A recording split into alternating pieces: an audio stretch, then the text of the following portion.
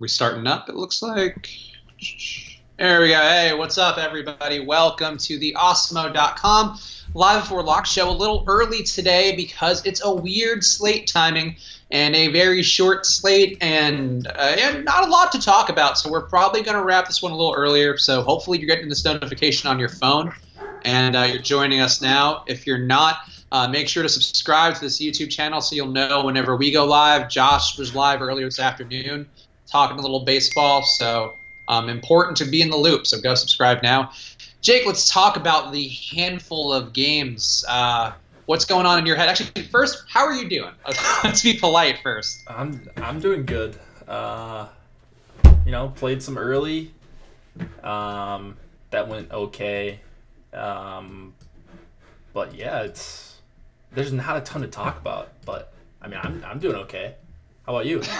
Let's just talk about how you're doing for the whole time, just to fill the air. You got a lot of jackets in the background today. I'm noticing that.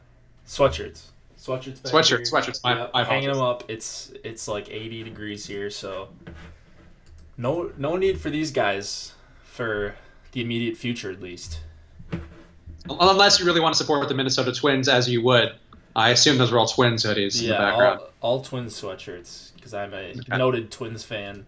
Just I never even play when they're not on the slate because it's always stack Twins and figure out the rest later.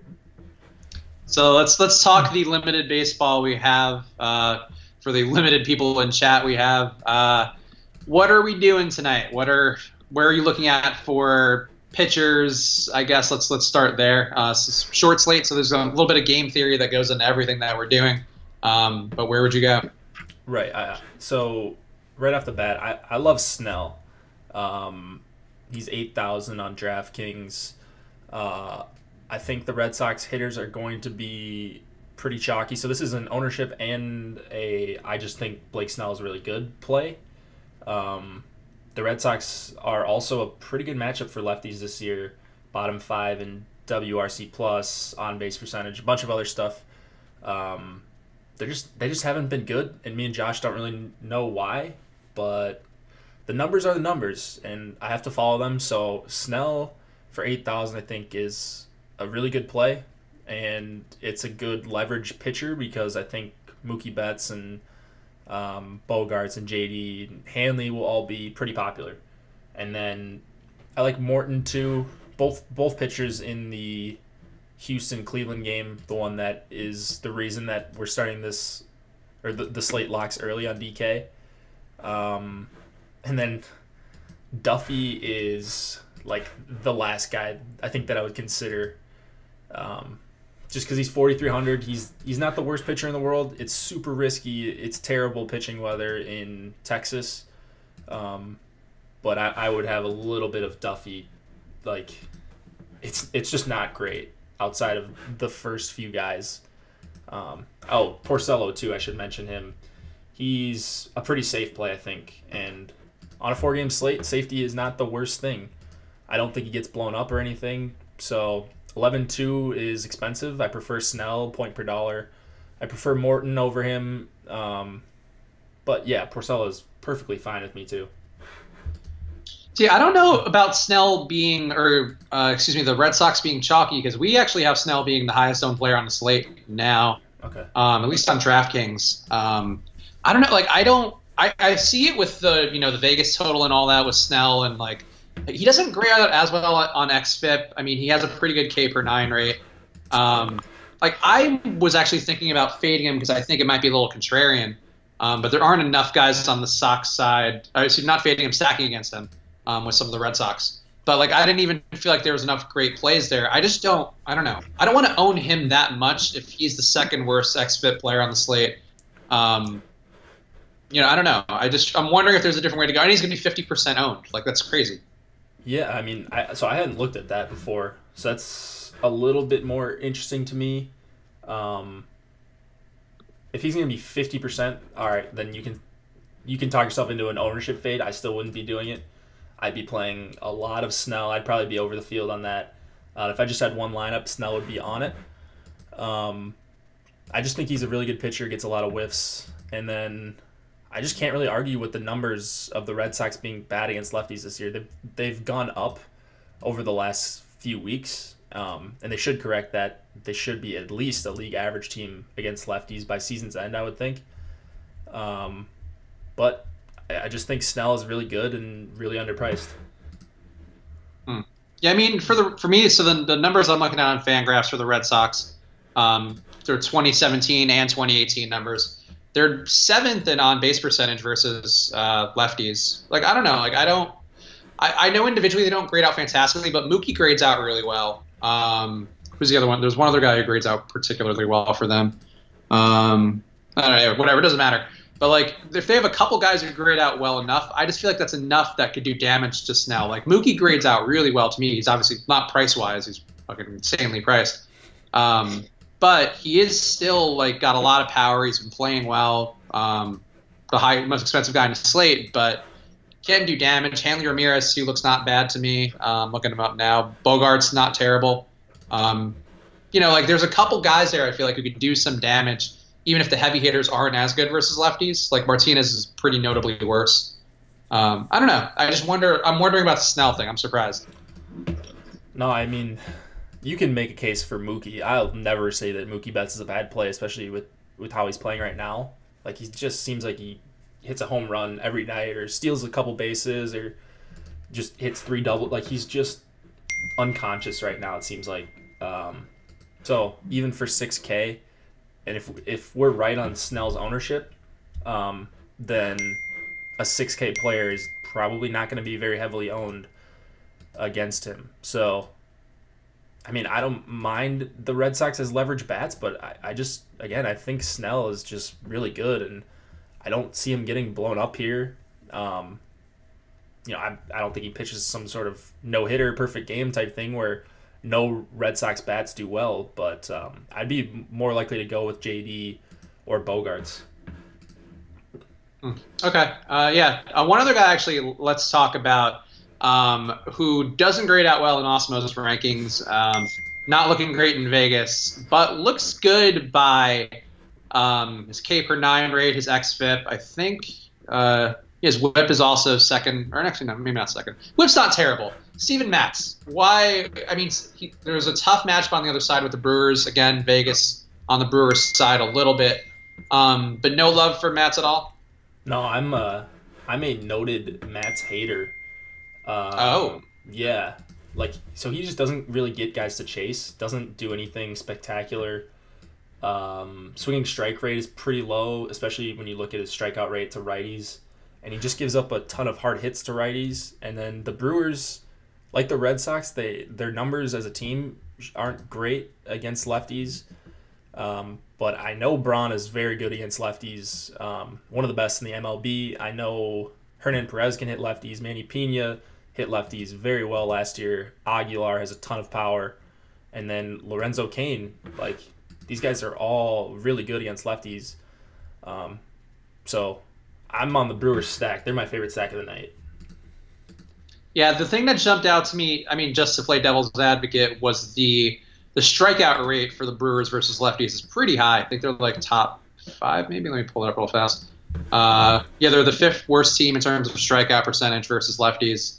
So I don't know. Like, I was thinking in terms of Contrarian, maybe he misses a few bats. But if you think he's not getting anybody to chase, I think that's problematic, I guess, in terms of expecting the guy.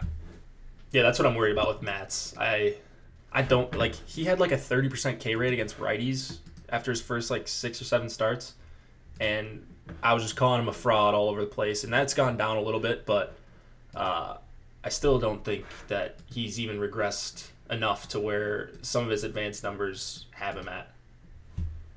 Okay, yeah, that's a fair thought.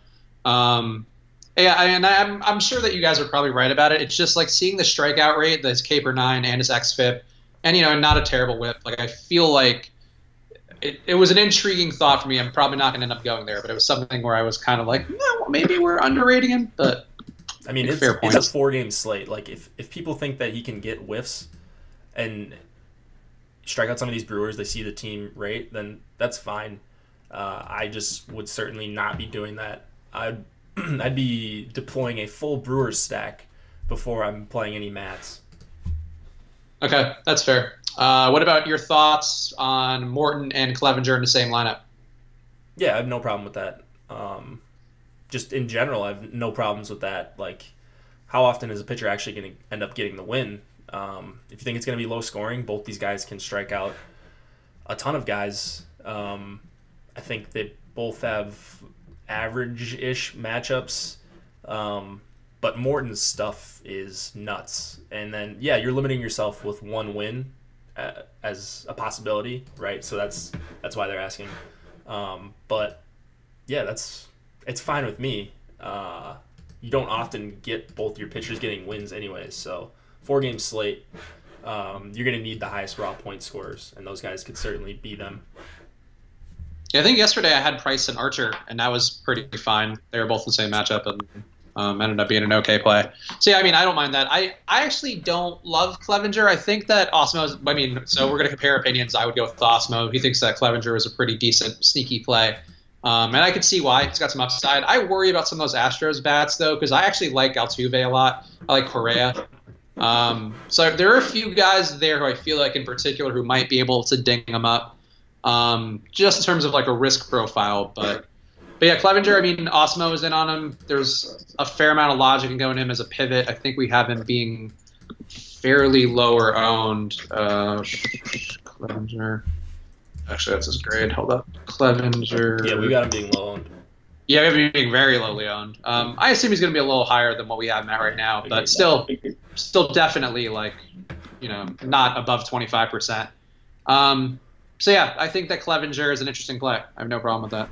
Yeah, I mean, I agree. I think he's really interesting for 9K and makes a pretty good pivot to Snell if you're worried about that chalk. I mean, I would consider playing both Snell and Clevenger in the same lineup. I'd like to get in Morton, but $2,400 discount, and Clevenger's always been really good against righties. Like, that's been his thing. Lefty power he struggles with, but only 3 lefty bats here for the Astros. So, yeah, I like Clevenger a lot.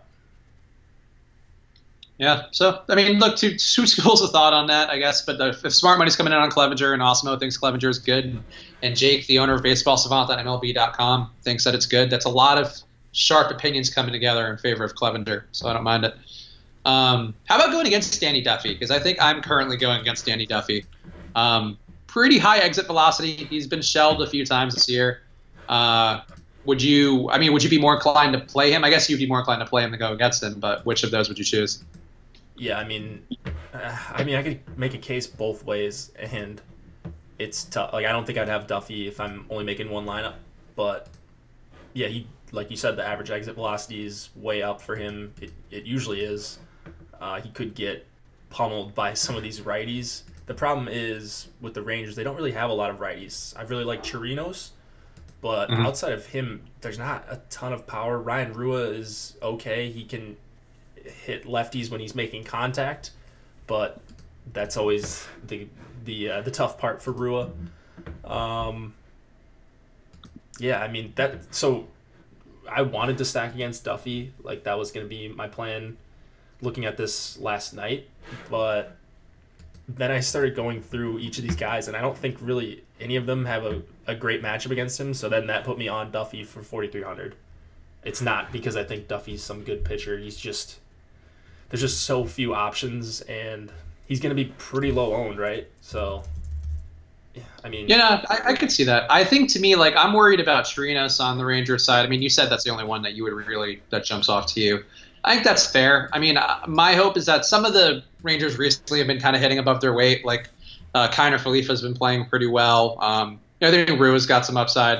So that's what I would be hoping for. I think that Duffy is that bad, or at least that capable of being bad. The Rangers have some hot bats, and a couple of guys who can drive some runs in. Gallo, too, I think looks pretty good isolated power there.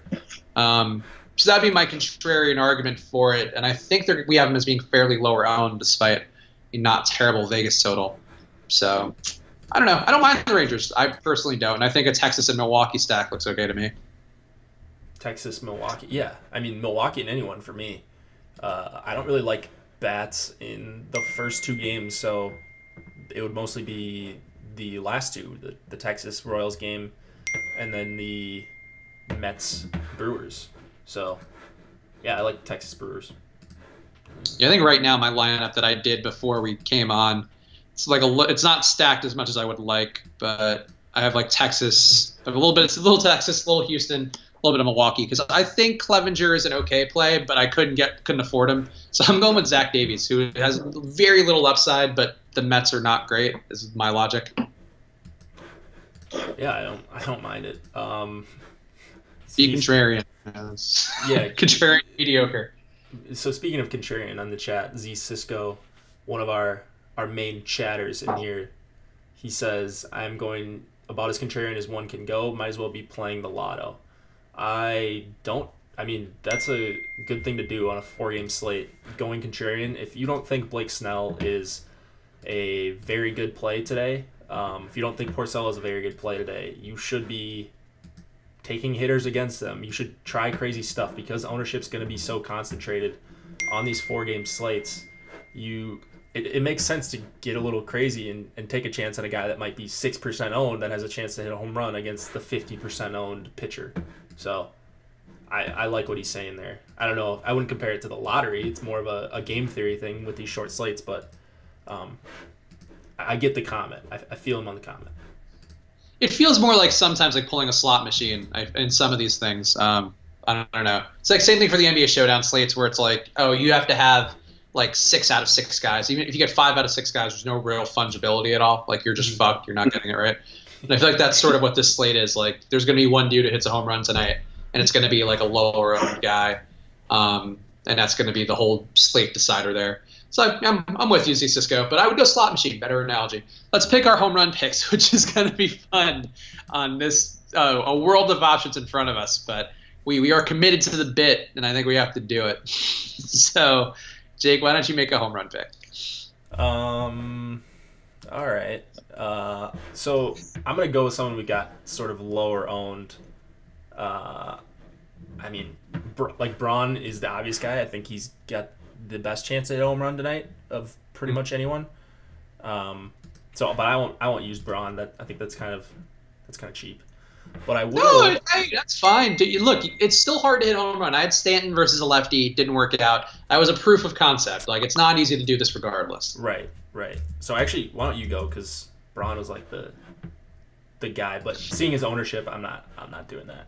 Like, that's not the spirit of the game. We want to get some lower owned guys. Well, I guess that rules out Lorenzo Cain for me.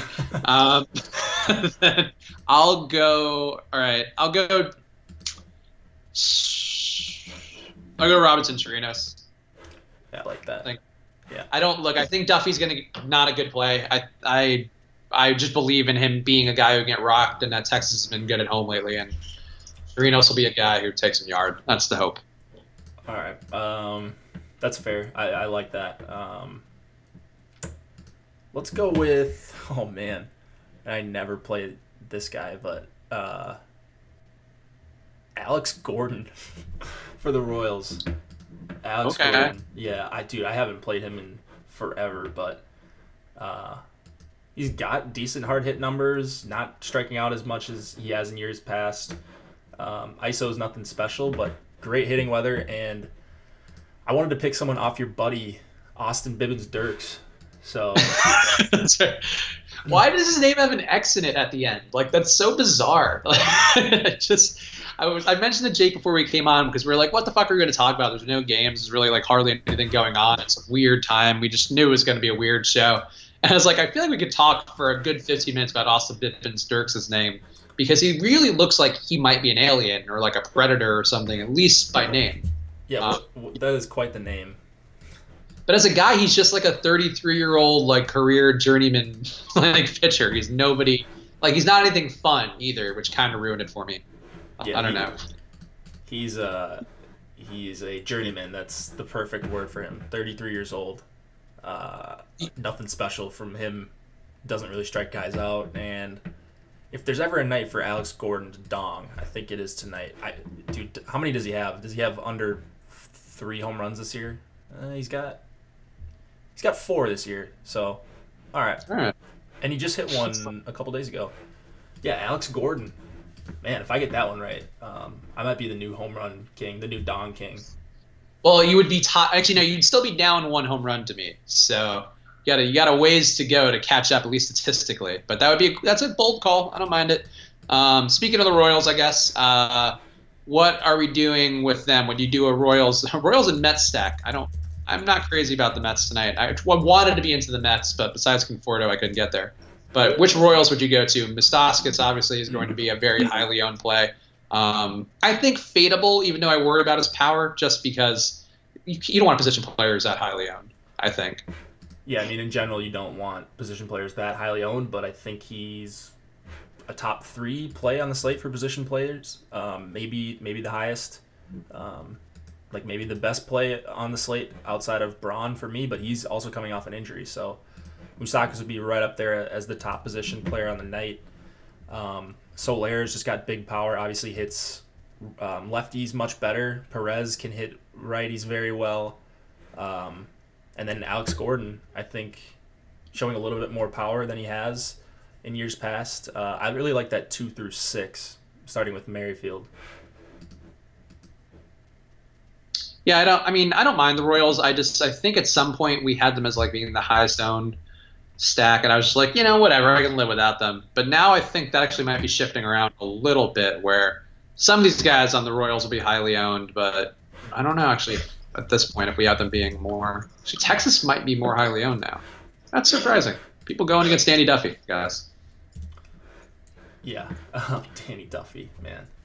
I can't believe I said his name in that I wanted to play him.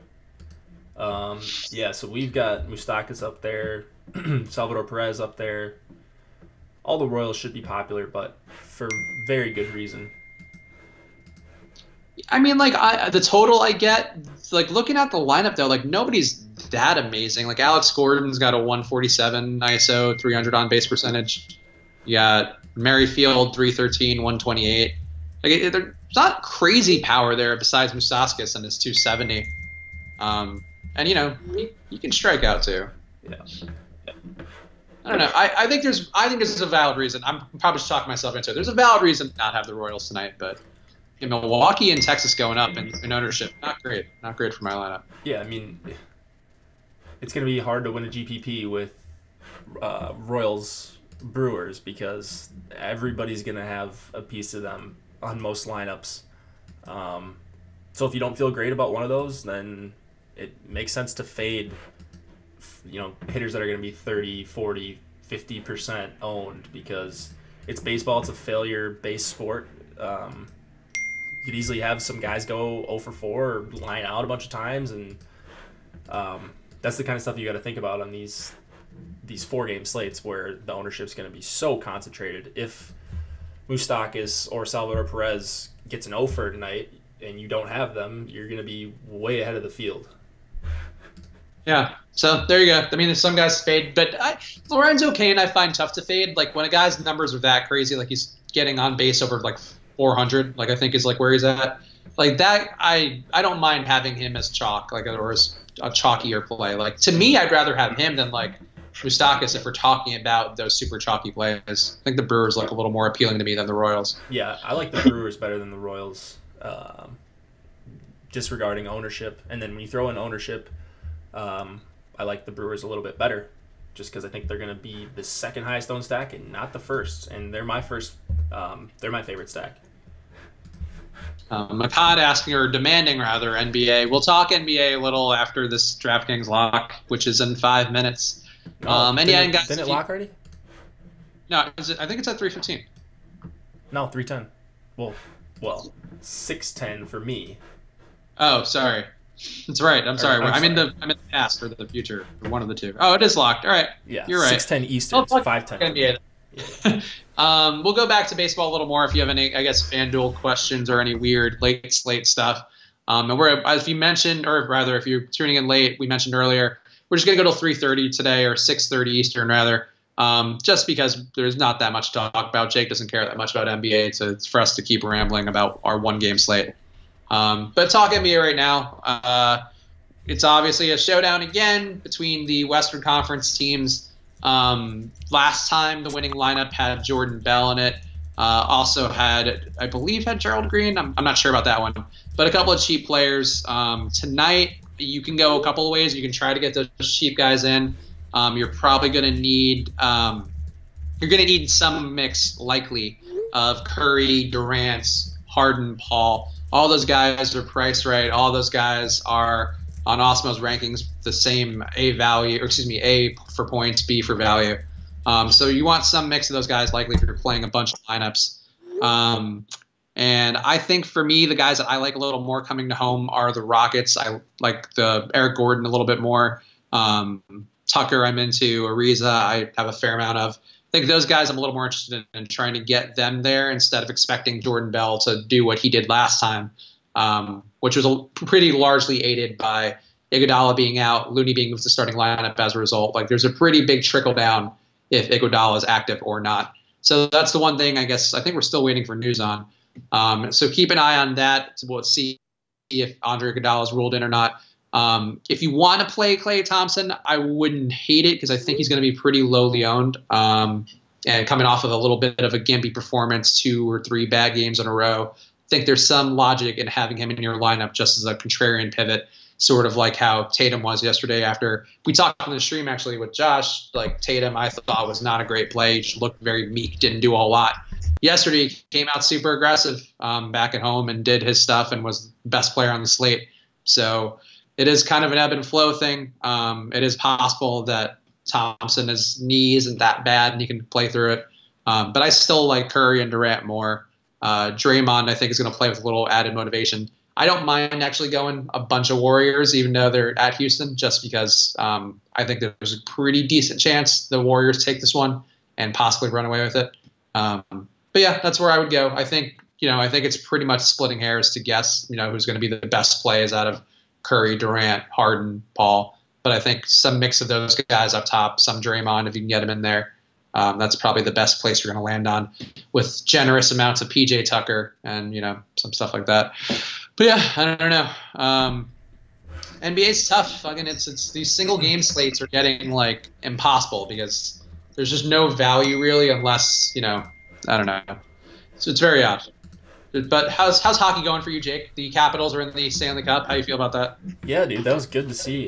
It was fun to see Ovechkin get the monkey off his back once again, beat Pittsburgh now in the Stanley Cup Finals. And if you would have said Capitals and Vegas in the Stanley Cup Finals, like even before the playoffs started, I would have laughed if someone would have predicted that. But man, the Capitals made me look pretty stupid. I thought they were going to get crushed. But I'm excited for Ovechkin to be in the Stanley Cup Finals. It starts Monday. So we got the weekend off of NHL, but I'm already wishing the season would start the next season for NHL. Like it's my favorite DFS sport. It's my most profitable one. It's just awesome. I love everything about it. But I also love watching the NBA, specifically the NBA playoffs. So who do you think's gonna win? You talked about fantasy. Who do you think's gonna win? I think the Warriors are going to close it out in 6. That's my gut instinct, and I think the Cavs and Celtics are going to go to Game 7. I just find it hard to believe LeBron's going to phone it in at home. But I think the NBA Finals I think a bit more interesting than they should be, or conference finals rather. Whereas the hockey ones seemed like they were both kind of one side. I guess not the Eastern Conference Final, but it seems like that went by faster and steamrolled. Whereas these NBA ones like started kind of like, oh, it's a blowout, and then now they're kind of clawing their ways back in. Yeah, man. I thought it was over. I thought the Western Conference Finals were over when the Warriors were up 12 in the 4th last game, and that's when I flipped it on. I just assumed they were dominant, and I heard about Curry going off in the 3rd quarter like he did in Game 3. Was that? And then it was just weird. It was a weird game. Nobody scored in the 4th quarter, and I don't know. That was a weird thing. Like now, it was like a weird game because I was also doing well with fantasy stuff, so like both were going for me. And I at some point I realized like, why is like Durant not scoring any points? Like, why is nobody doing anything? And it was odd. Like the Warriors just all of a sudden, like it was like they forgot. Like, oh yeah, we actually have to put this team away and finish the game off. And it's not great. It's kind of been their attitude all year, and I think that's why tonight they're going to come out perhaps a little more motivated, a little more attuned to the fact that like you're playing for a fucking championship and maybe don't phone it in for entire quarters. Yeah, and the Rockets have yet to have one of those games where they just like shoot 50% from three. So if they do that tonight, this is a brand new series. Like I think the Warriors are a better team, and a lot of basketball people that I listen to on my various podcasts think that they're better. But anything can happen if the Rockets just have one of those games where they get hot from three, because they haven't shot that well this series, have they?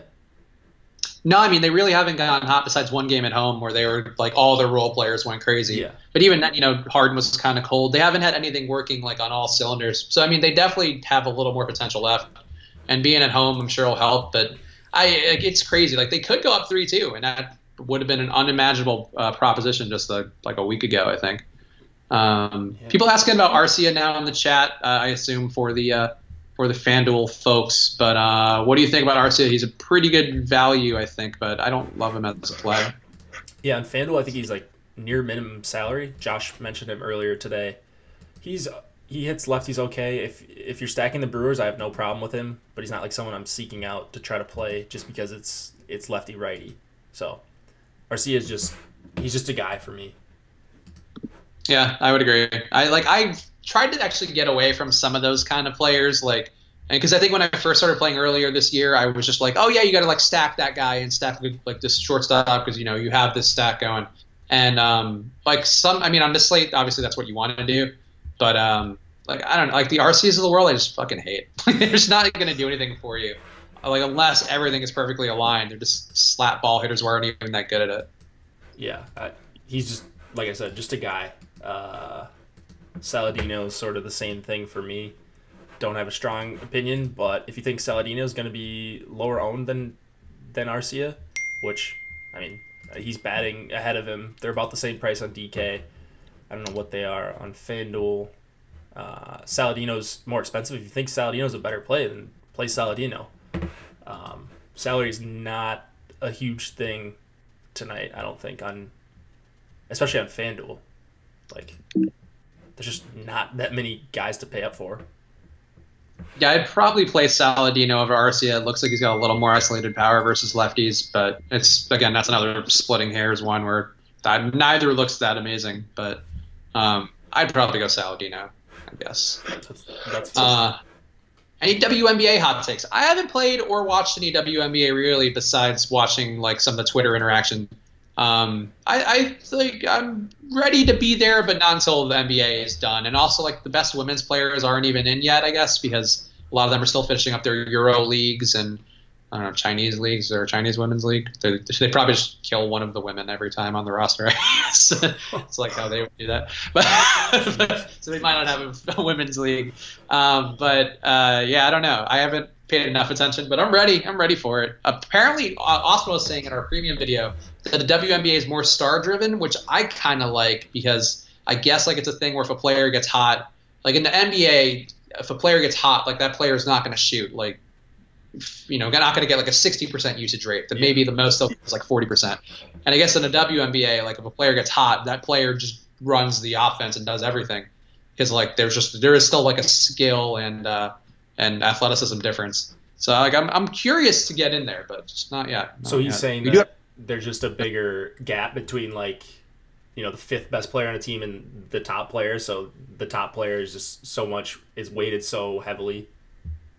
Yeah, and like there's like a top player can I guess dominate the offense more in the NBA or the WNBA, where in the NBA it would be a thing where the defense would shift to stop the person and they can do that pretty effectively. Or just like no player is usually that, I guess, egocentric. Like it's a bit more evenly distributed league where like guys get their offense. And I think the WNBA is a little more like, oh, this chick's the best. Like just give her the fucking ball and get out of the way.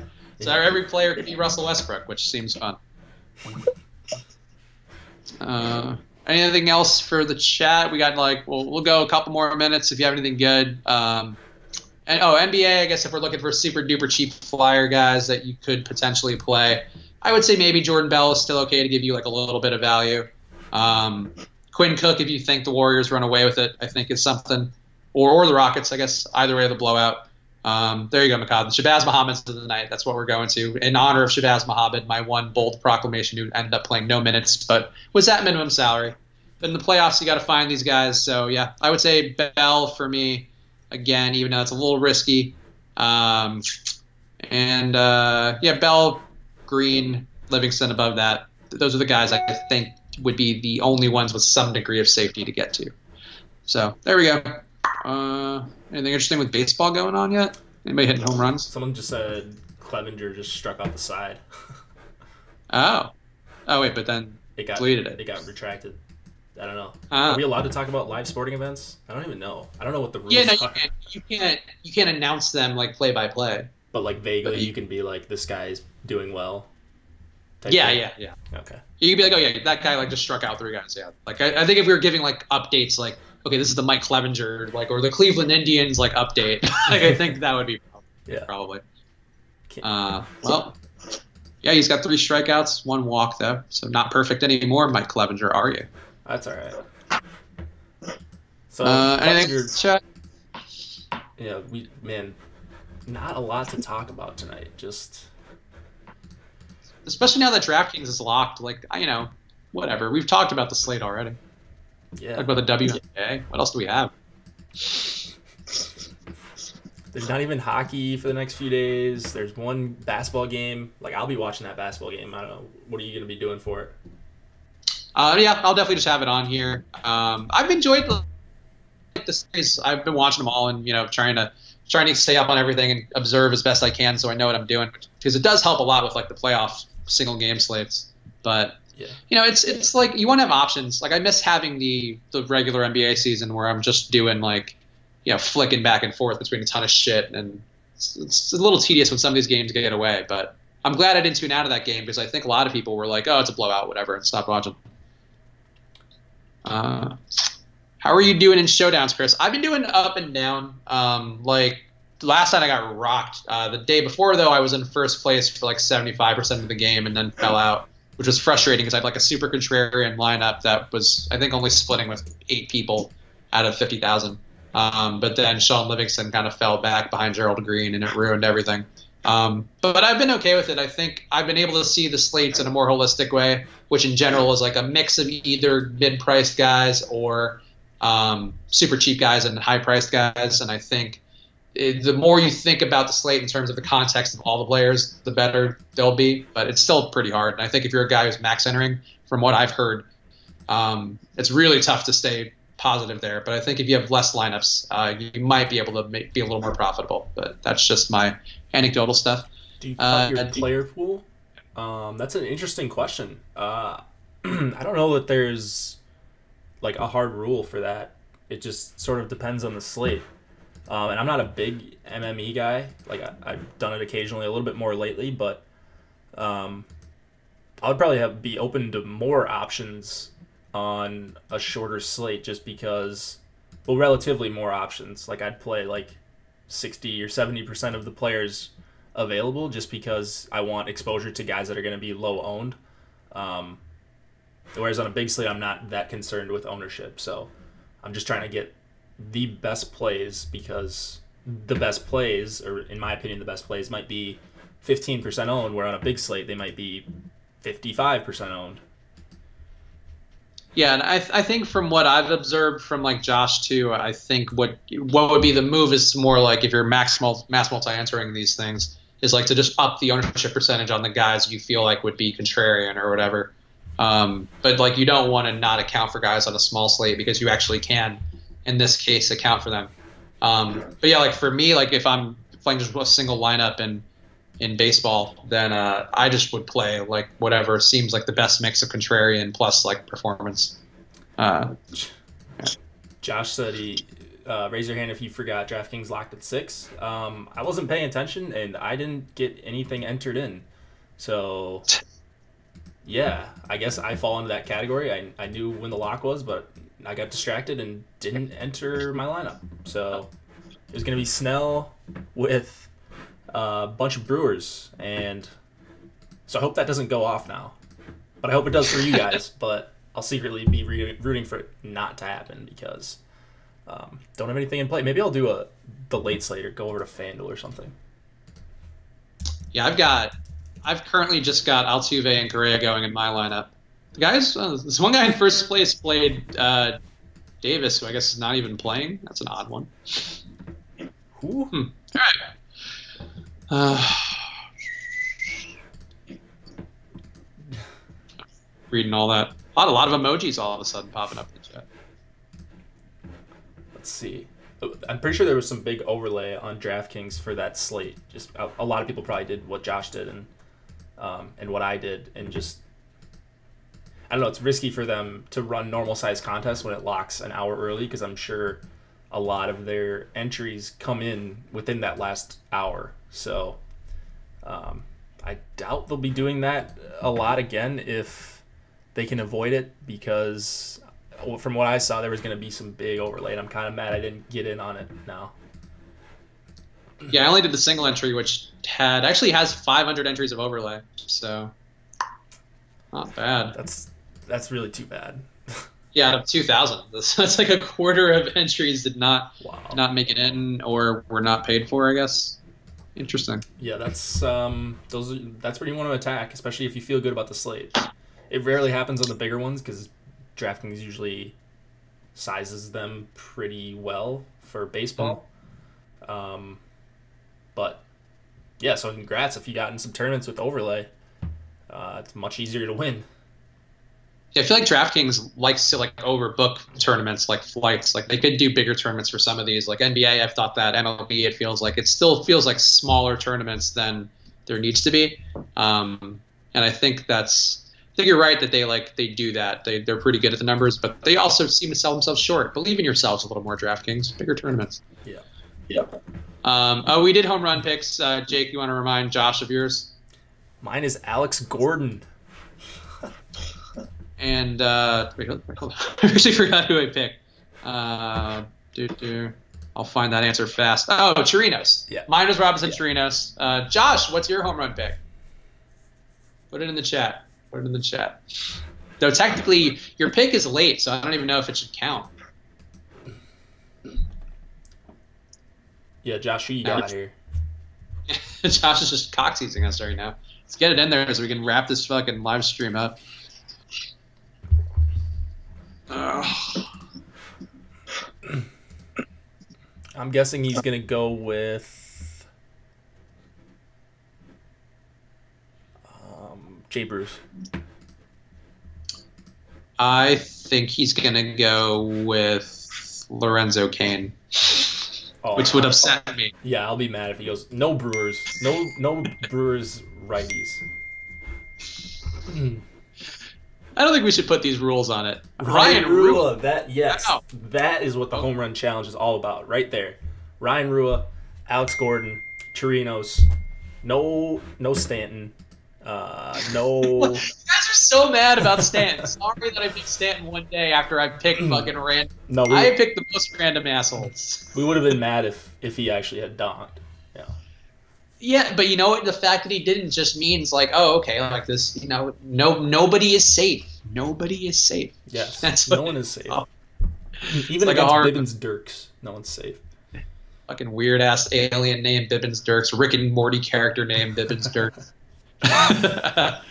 Nothing else in the chat. Let's wrap it up. We got home run picks in, so now we've solved all of the questions. For Ryan Rua dongs, Josh will have a jersey and we'll wear it on the stream. So lots of things to look forward to here. If you're not subscribed to the channel, make sure to do that now. Normally the live streams I have a little more to talk about or a little better timed. But we exist. We just try to do the best we can. But make sure to subscribe and like the video.